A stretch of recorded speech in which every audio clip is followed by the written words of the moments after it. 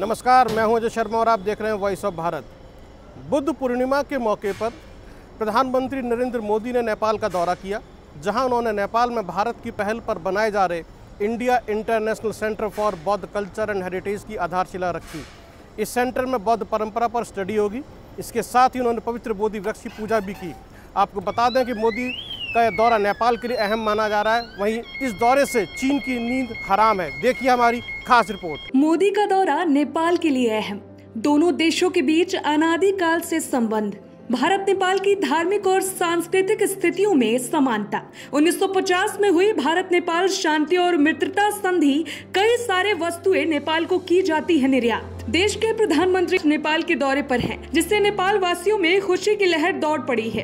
कहीं न कहीं उनका दौरा दोनों देशों के रिश्तों को और ज्यादा मजबूत करेगा। आपको बता दें कि भारत और नेपाल के बीच संबंध अनादिकाल से हैं। दोनों देश एक दूसरे के पड़ोसी हैं। इसके साथ ही दोनों देशों की धार्मिक, सांस्कृतिक और भाषाई ऐतिहासिक स्थिति में बहुत अधिक समानता है। स्वतंत्र भारत और नेपाल ने अपने विशेष संबंधों को 1950 के भारत नेपाल शांति और मैत्री संधि से नई ऊर्जा मिली है। भारत नेपाल रिश्तों के सभी आयाम देखने लायक हैं।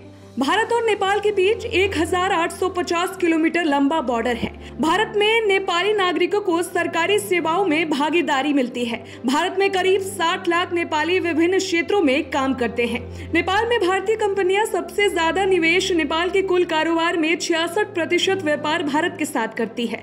22,393 करोड़ का माल भारत से नेपाल निर्यात होता है। दोनों देशों में पानी के बंटवारे को लेकर विवाद चल रहा है। भारत और नेपाल के बीच का रिश्ता सदियों पुराना है। नेपाल से भारत का रिश्ता रोटी और बेटी का है। नेपाल के लिए भारत बहुत ही मददगार साबित होता चला आया है।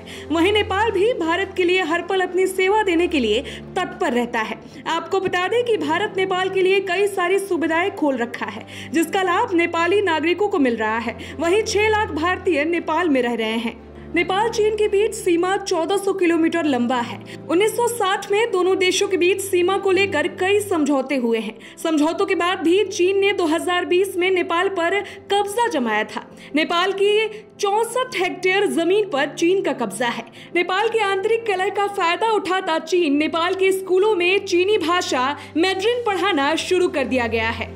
नेपाल और चीन के बीच हिमालय से लगे करीब 1400 किलोमीटर सीमाई इलाका है। 1960 में दोनों देशों के बीच सीमा को लेकर कई समझौते हुए थे, लेकिन चीन अपने हरकतों से बाज नहीं आया और उसने नेपाल के कई हिस्सों जैसे हुमला, सिंधुपाल चौक, सुखवासा और गोरखा और रसूला जिलों में 64 हेक्टेयर जमीन पर अतिक्रमण कर कब्जा कर लिया है।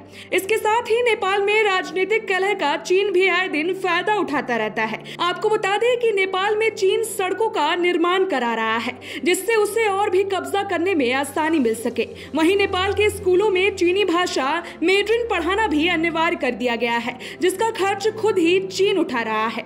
मोदी का नेपाल दौरा चीन को चुभ रहा है, क्योंकि दोनों देशों के बीच के रिश्ते अपने आप में बहुत कुछ बयां कर रहे हैं। हो सकता है चीन इन रिश्तों को देखकर बौखला जाए और गुस्से में कोई कदम ना उठा ले, क्योंकि चीन का विवाद भारत और नेपाल दोनों के बीच है। Bureau report, voice of Bharat.